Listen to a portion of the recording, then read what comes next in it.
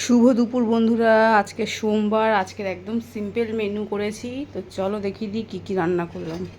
দেখো, প্রথমেই গামলিতে রয়েছে সাদা ভাত। আজকে অনেকটা ভাত করেছি।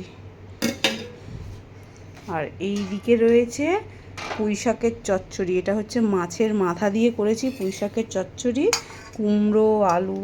এই যে দেখো, মাছের মাথা দিয়ে চচ্চড়িটা করেছি একদম মাখা মাখা করে।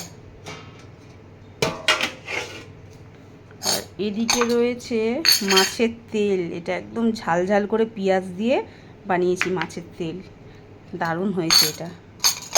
আর এই দিকে রয়েছে রুই মাছের ঝোল। এই যে আজকের একদমই হালকা পাতলা কাঁচা লঙ্কার ঝোল করেছি। এটা হচ্ছে কি কাঁকরোল দিয়ে করেছি।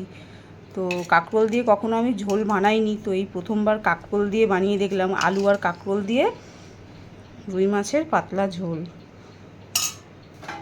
তো এই ছিল আজকের সোমবারের মেনু।